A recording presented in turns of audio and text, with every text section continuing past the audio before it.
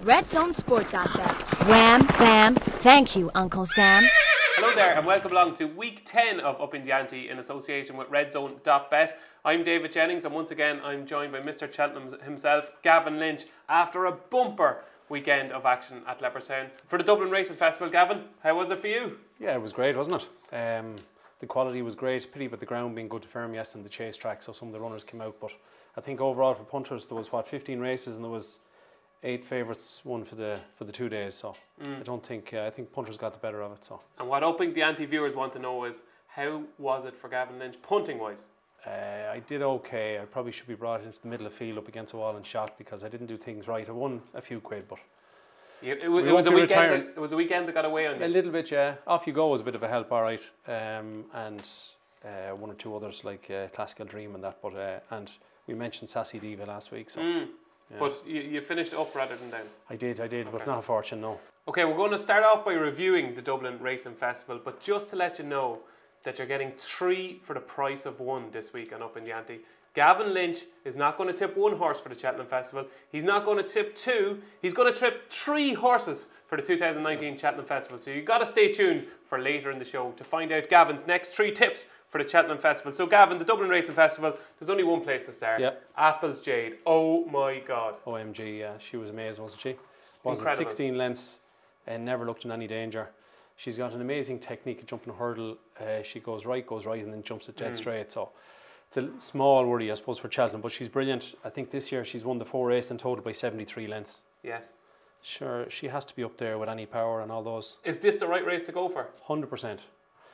If he was going to go for the mare's hurdle, I was going to be so annoyed. I was never going to fly Ryanair ever again.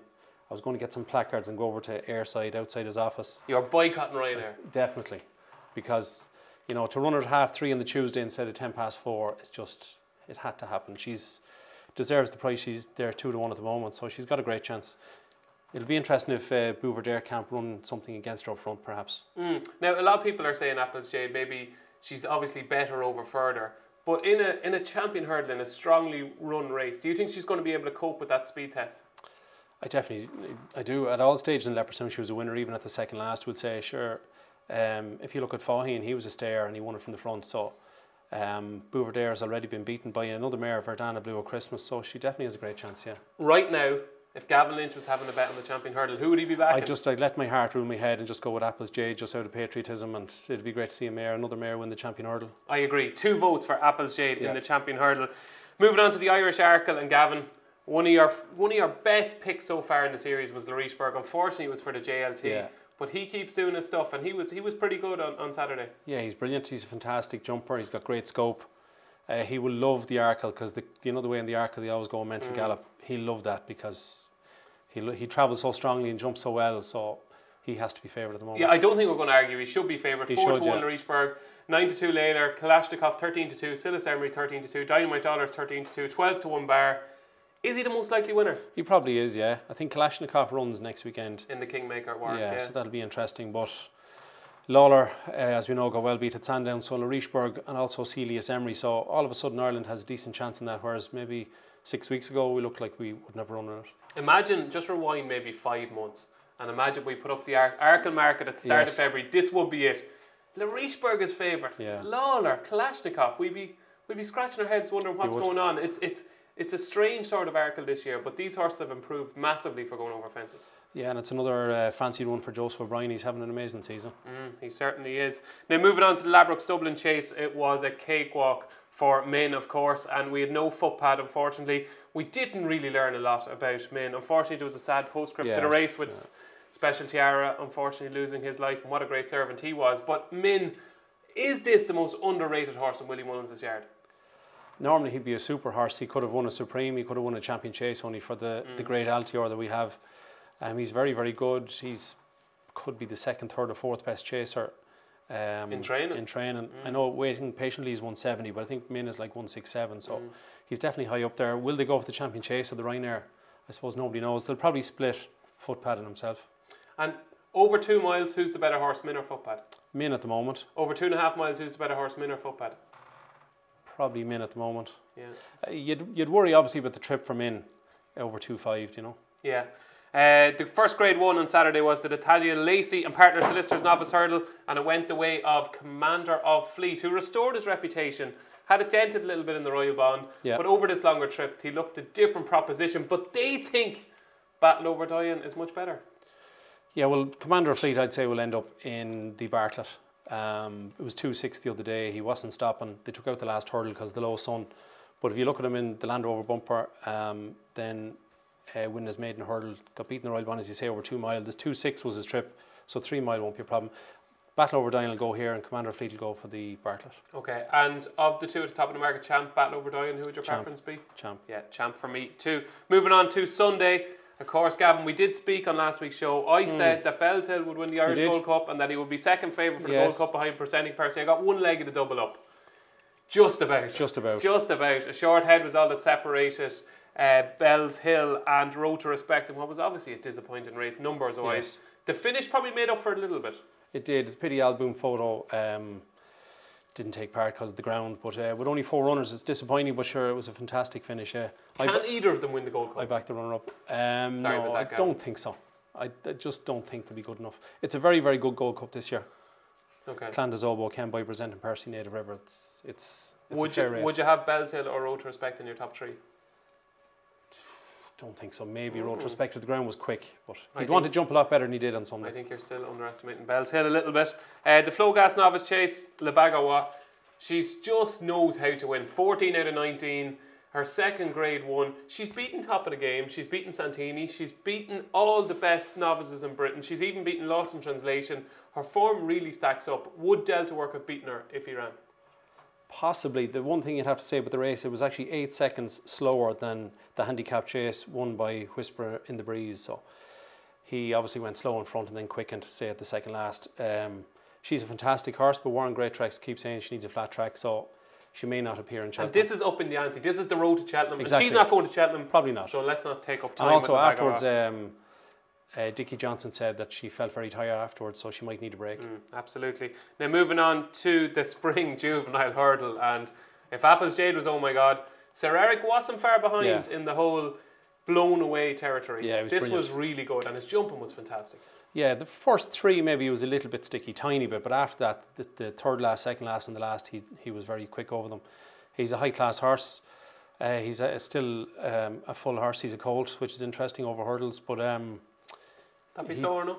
Well, he'd want to be lifting them, wouldn't he? Yeah. He wouldn't want to be too well endowed, would he? You wouldn't want to be jumping low, but he's got a great chance. He looks a serious horse, as we know he is from the flat. We might talk about him later on, but... Oh, is that a clue, Gavin? Possibly. Is that a clue? And finishing up the other Grade 1 at the weekend was the Chanel Farm Novice Hurdle, and Classical Dream fought back to beat Araman. Another thrilling finish. Yeah. And I spoke to Ruby Walsh after the race, and he seemed to think that Classical Dream was more improvement to come on softer ground. It was a good performance, not a brilliant performance, good performance. Yeah, it was good. Maybe he probably went further, I'd say, in time. He looked like a stayer. Araman looked like more gears going to beat him, and then he fought back, so he could possibly end up in a Ballymore or a Supreme. Did anything else catch Gavin Lynch's eye this weekend? In terms of Cheltenham, I suppose Envoy Allen was impressive enough in the winner's bumper. He won by a length and a quarter from Meticulous, so he'd have to have a chance. Off you go, of course, won the handicap hurdle, £20 higher than a year ago. Surely something on that. I'd something small. So now he's up to mid 140. Sorry, he won off 143, so he's probably up to 150. I could see him maybe end up in a Coral Cup because he looks like he needs further. I've got the Coral Cup winner later in the show. Okay. Yeah. Now, we've seen so much Grade 1 action over the last 2 days, okay? Yes. The Cheltenham markets are starting to take shape. Yes. But people are kind of saying it's still 5 weeks to Cheltenham. There's still plenty of time to go. But you've got some brilliant stats that tells people that we've seen all the evidence already. We've seen most of the evidence that we need, yeah. At this day last year, 20 of the 28 runners had run their last race before Cheltenham. Wow.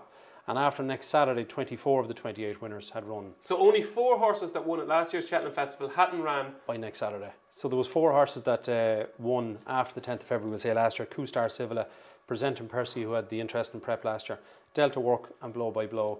And so 3 of them were handicappers? Yes, exactly. And only 1 was a Grade 1 horse that had won a Grade 1.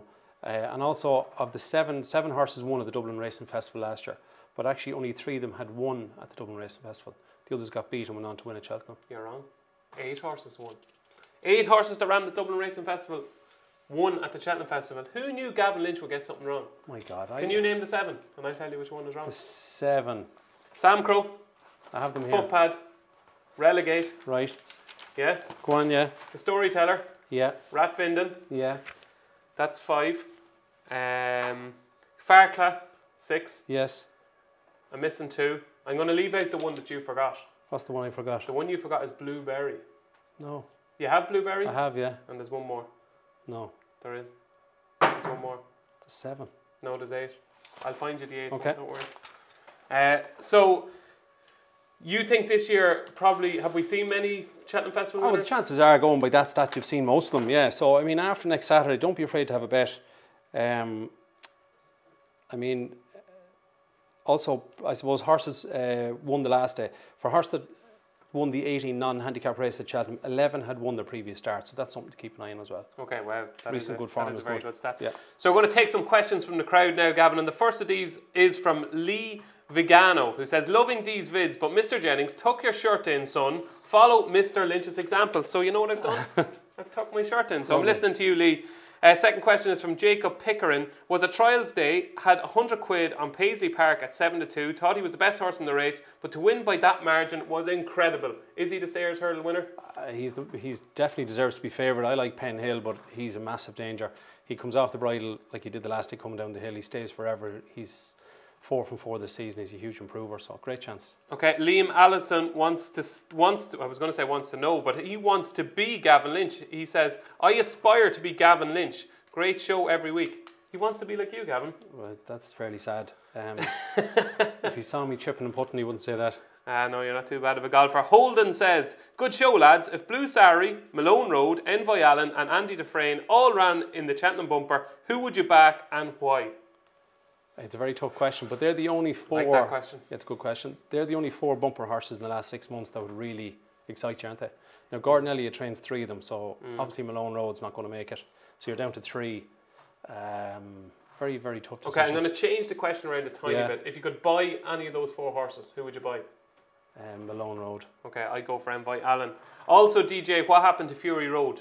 Keep Fury Road in your tracker, don't worry. Fury Road will come good.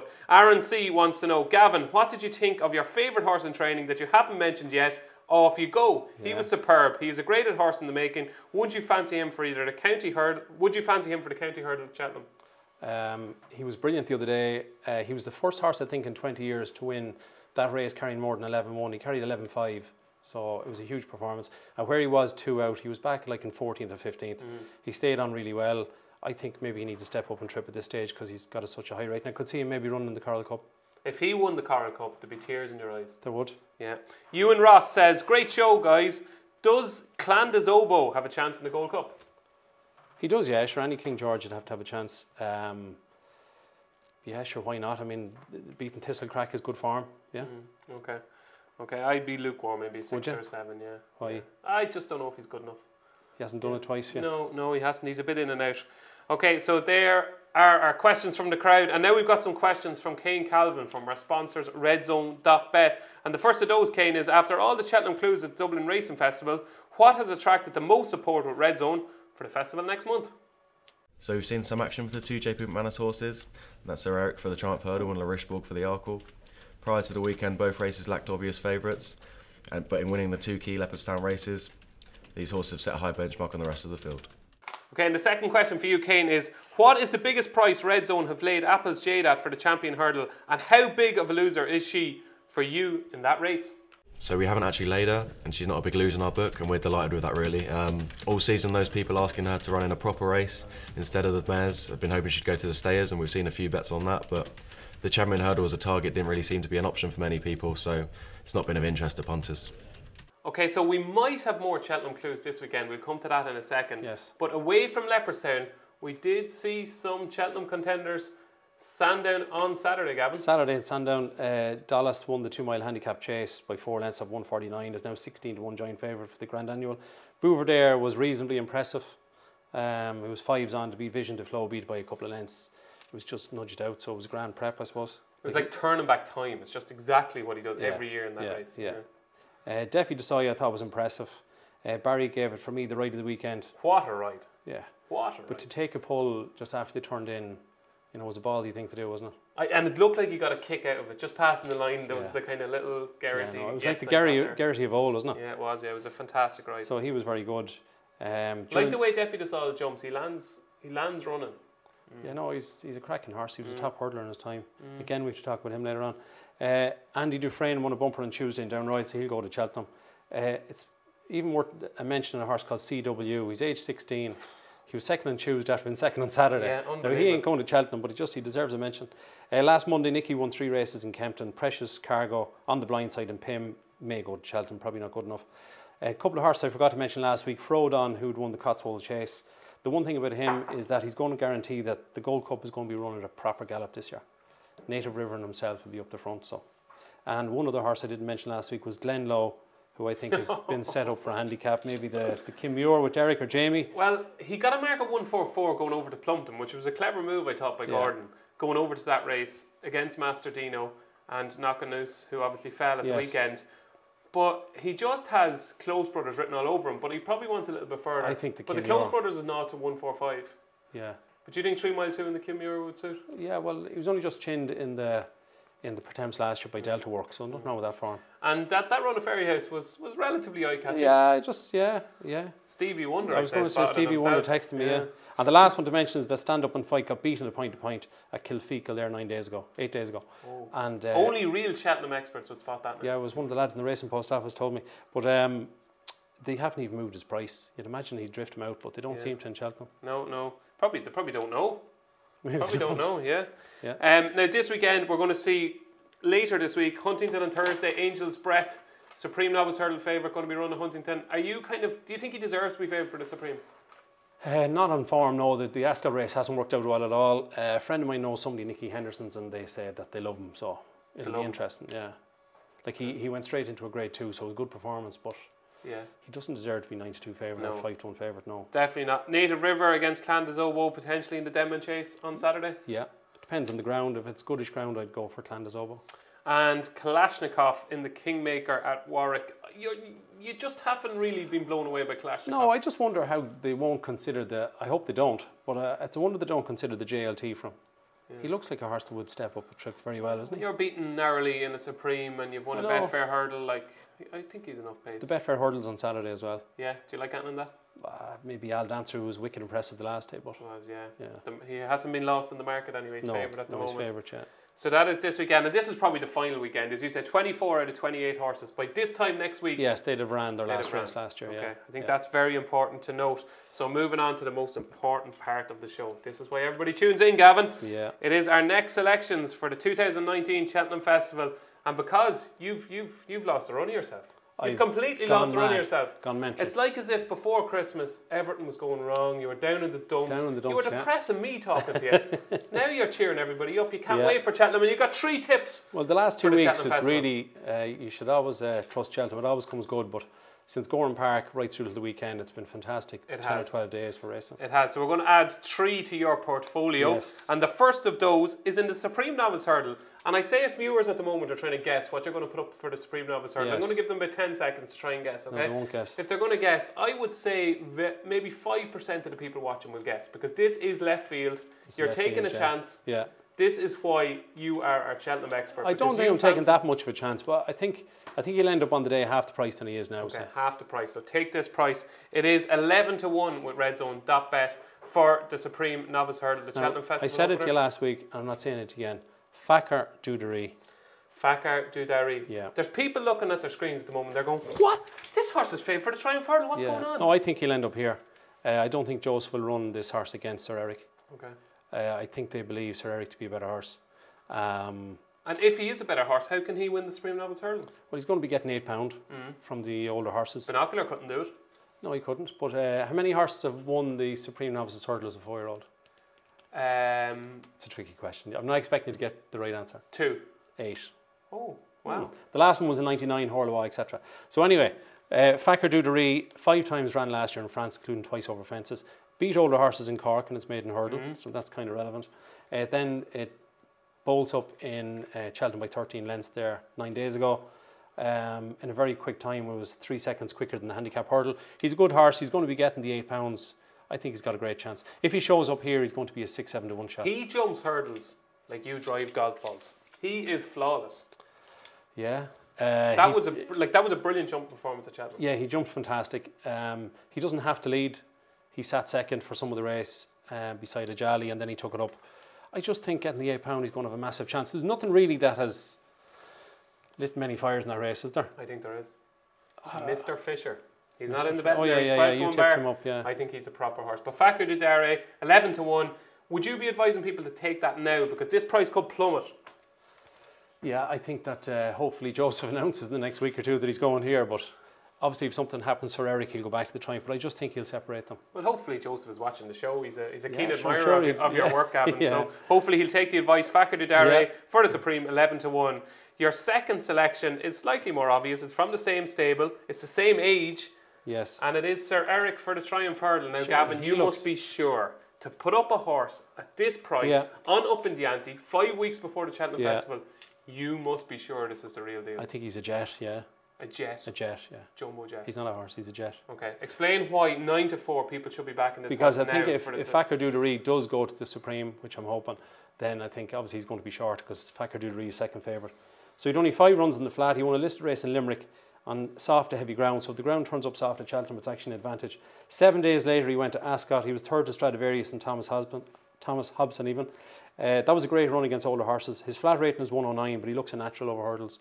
The last 4 or 5 in Leopardstown, he was fantastic. Especially the last. Yeah, no, he winged it, didn't he? He's, as we said, he's a full horse. He could end up being a stallion someday, you never know. He could, yeah. And the other thing is, at Christmas, he only beat Tiger Tap and Neck.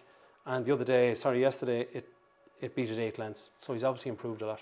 Now, people are going to be saying to themselves, sure, I may as well wait till the day to back Sir Eric. He'll be shorter. 9 to 4. What price do you think he's going to go off? It depends if Fakir Dudare fecks off to the Supreme. Nice little pun there. Yeah. I'd say he could be a 5 to 4 shot in the day. Wow. So there you go. And normally the Triumph Hurdle is an open race, but like last year you had a very sharp price favourite. So now is the time to take 9 to 4, about a 5 to 4 shot in the JCB Triumph Hurdle. It is Sir Eric, and you're sticking with these green and gold colours, Gavin, for the JLT Novices Chase, and it is former Triumph Hurdle winner Defi Desai. Yeah. 7/7 at the time as a juvenile, ended up 157, having bolted up in the Triumph. Last season was a wipeout, he was terrible. This season he's had the 4 runs over fences, last to 5 till all, our first time. Then at Exeter he beat Top of the Game, who missed the break by 15 lengths. I think Top of the Game is probably his biggest danger. Yeah, so do I. I hope he goes for this race. Yeah, there's 50-50 between the JLT and the RSA. So on the chance that Top of the Game goes to the RSA, I'm going to fancy Defi Desai. It was second to Lost in Translation. Now don't forget it was given at £3 that day, which is... Traded incredibly short in run. Well, Barry took it up, say, at the bend. Yeah. He joined him at the bend, took it up 2 out. The race was over and the other horse fought back. Whereas on Sandown on Saturday, brilliant ride. They turned in, he took a pull, gave him a couple of lengths to bide his time. Barry will need balls of steel, but I think Barry is getting back to his old self. I think he's riding well. It's the new track. I think if he holds it up just for the last moment, he'll beat Lost in Translation again. It could be like a York Hill-esque ride, could it? Yeah, correct. I just don't think the JLT is brilliant this year. No, it's certainly not. That price enhanced to 6 to 1 from 5 to 1 with redzone.bet for Upping the Ante viewers. And my selection this week is going to be a horse that ran at the Dublin Racing Festival. It's going to be a horse that was beaten at the Dublin Racing Festival. It is Uradel, who finished 5th in the Labrooks Hurdle. I thought it was a lovely run. Okay. I know he was sent off favourite. It was the inside track at Leopardstown. Yes. A tight 2 miles. And I just thought he was tapped for toe at a crucial stage. Stayed on to finish 5th. It was a lovely run. These colours were carried to victory in the race last year by Blueberry, who finished 17th in the race actually. But Uradel, he was beating a neck in the Cesar, which in Newmarket off a mark of 94 on the flat. That's over 2 mile 2 at Newmarket. So I think 2 mile 5 at Cheltenham should be right up his street. He travelled like the winner that day in Newmarket too. He certainly did, yeah. He's rated 102 in the flat now. He's rated 132 in Ireland. So everybody is going to be saying, the big thing is, will he get into the race? Well, I think he will, because I think he'll probably get a mark of maybe 137 in England. I think it will be, because Mischievous Max was the lowest rated in the race last year off a mark of 135. And in 2017, Bravissimo and Sure Reef got into the race off 136. Okay. So I think he's going to be rated a pound or two higher than that. And worst case, he'd get into the Martin Pipe, I suppose. Worst case, which will be no good for Upping the Ante viewers now. That. But if he does get into the Coral Cup, 20 to 1 I think is a massive price, because if he does get in, I think he'd be sent off favourite. The Ruby factor, the Willie factor, I think this horse is well handicapped, and I think he could have potentially a stone in hand, Gavin. A stone. A stone in hand. So there you go, folks. Gavin's 3 tips again. Facu de Dare for the Supreme, Sir Eric for the Triumph, Teffy de Sol for the JLT, and my own one. I'm just sticking with one this week, Gavin. It is Uradel for the Coral Cup. And for Liverpool to beat West Ham tonight. Oh, hopefully Liverpool will beat West Ham tonight. Please God. Yeah, and hopefully people that are watching later in the week will be saying Liverpool are 5 points clear again. Hopefully. So that's it for week 10 of Up in the Ante. Don't forget to join us next Monday when there'll just be 4 weeks to go to the 2019 Cheltenham Festival. Red Zone Sports.bet. Wham, bam, thank you, Uncle Sam.